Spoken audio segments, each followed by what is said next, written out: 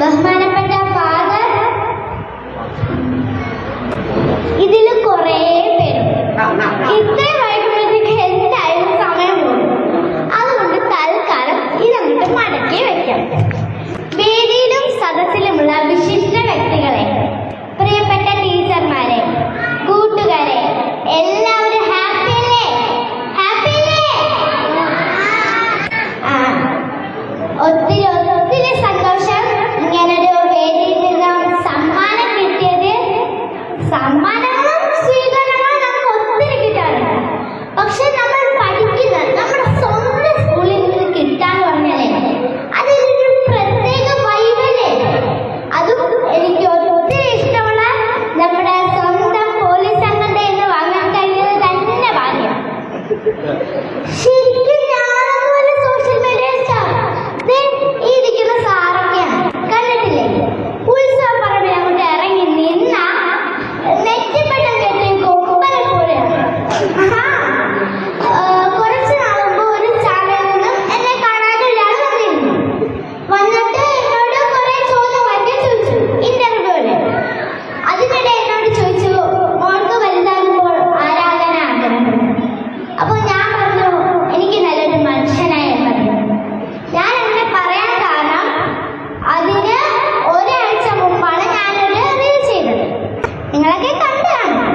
വയനാട്ടിലെ ദുരന്തത്തിൽ ഒരു കുഞ്ഞു മോനെ പട്ടാളക്കാർ രക്ഷപ്പെടുത്തുന്ന വീഡിയോ.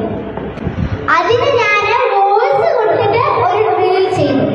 അതിങ്ങനെയാണ്: മോനെ, നിന്നെ ഈ രക്ഷിച്ചു കൊണ്ടുപോകുന്നവർ നിന്റെ അച്ഛന്റെ പാർട്ടിക്കാരല്ല, നിന്റെ മതക്കാരല്ല, നിന്റെ ജാതിക്കാരല്ല, നിന്നെ ഒരിക്കൽ പോലും കണ്ടിട്ടുള്ളവരല്ല. നീ വലുതാകും ആരാകണമെന്ന് നിന്നോട് ചോദിച്ചാൽ നീ പറയണം, എനിക്ക് നല്ലൊരു മനുഷ്യനായാൽ മതി.